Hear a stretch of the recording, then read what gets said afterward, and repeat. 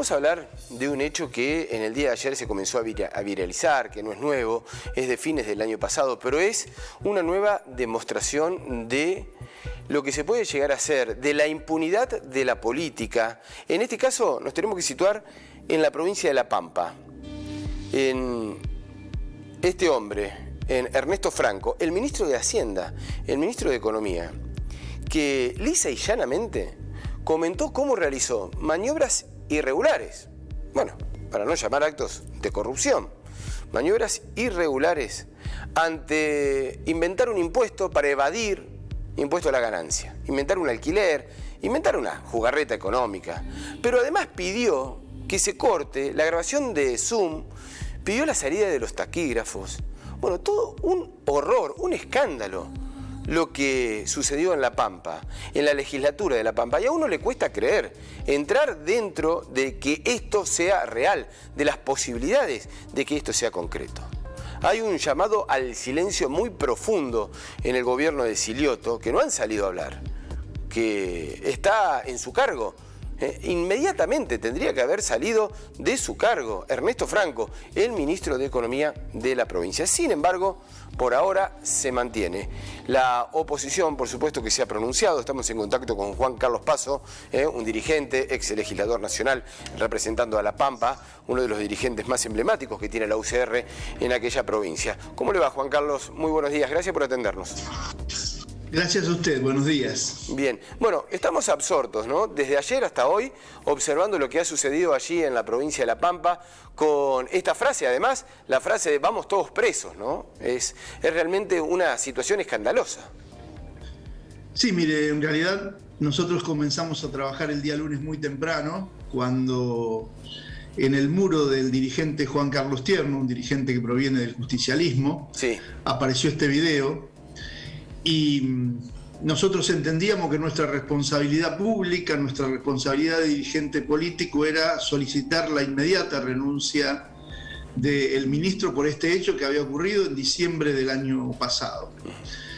El ministro en esa sesión de la legislatura dice, paren la versión taquigráfica, paren la grabación de Zoom, porque lo que tengo que decir es de suma importancia y lo que tengo que manifestarles es que si sale a la luz que nosotros en realidad inventamos un alquiler para evadir impuesto a las ganancias, vamos todos presos. Lo repitió varias veces, vamos todos presos, decía, es así, la empresa no lo entendió, Pampetrol no lo entendió. Pampetrol es una... Pampetrol es una SAPEN, es una empresa, claro, que tiene mayoría estatal. Dice, Pampetrol no lo entendió, en primera persona pone, confundiendo responsabilidad, dice, me pagaban el IVA. Esto tiene que ver cuando las personas no distinguen ya lo que es del Estado y lo que es propio.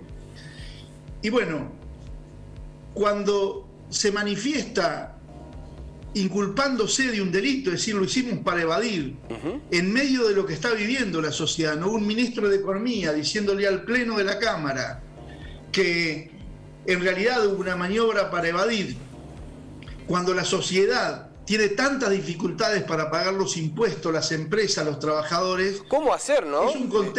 Es un contexto absolutamente negativo y naturalmente nosotros entendemos que debía dejar de ser ministro en ese momento y tampoco, a decir verdad, entiendo la reacción de los legisladores que estaban allí sentados porque rápidamente deberían haber denunciado ese hecho, ¿no? Bueno, eso es lo que la gran duda que tenemos, ¿no? Porque si bien esto se conoció en las últimas horas, como usted dice, aparte... si se quiere, expuesto por una interna, seguramente, allí del oficialismo de La Pampa. Pero, ¿dónde estaban los legisladores de la oposición, digamos, en ese momento? Bueno, cometieron sin duda un gravísimo error, más que un error, una responsabilidad, porque es responsabilidad de todo funcionario denunciar los hechos que afectan al orden público. Por estas últimas horas nosotros hemos, además de pedir la renuncia, estamos diciendo, adentro de nuestro espacio, que si el ministro no se va, nosotros debemos retirar la representación que tanto el radicalismo como el PRO tienen en Pampetrol, porque tenemos que darle un fuerte mensaje a la sociedad que nosotros estamos por el cambio y no por los cargos. Y esto ha afectado a La Pampa, ha afectado también a la empresa Pampetrol y afecta fundamentalmente a la democracia, digamos, ¿no? Este es un golpe muy duro a las instituciones.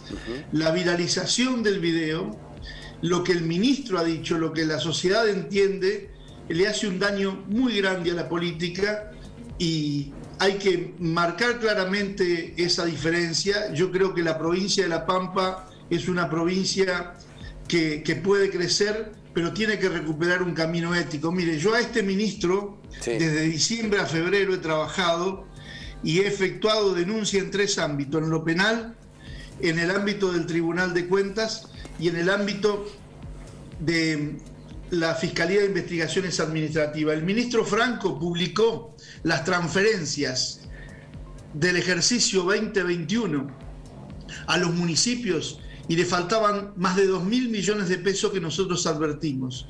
Cuando hicimos la presentación, el ministro dijo: los cálculos de Juan Carlos Paso están bien, pero en realidad yo me olvidé de cargar un renglón que son partidas sin determinar. Es decir, el ministro quería justificarla y quiere justificar la información pública con 2.000 millones de pesos que desaparecieron de las transferencias y dice que son transferencias indeterminadas, que por su característica no se puede decir qué son y dónde van. Bueno, fueron muy críticos a la información pública, Juan Carlos, ¿no? De que se brinde de La Pampa. Sí, la provincia de La Pampa además es una de las 4 provincias que no tiene acceso a la información pública, que no tiene ley de acceso a la información pública. Es decir que hay que estar muy atento y hacer trabajos de seguimiento para poder seguir los números y las acciones del gobierno. ¿Llama la atención el silencio de Silioto y compañía del gobierno? Bueno, el gobierno está revestido de una total impunidad y es una provincia donde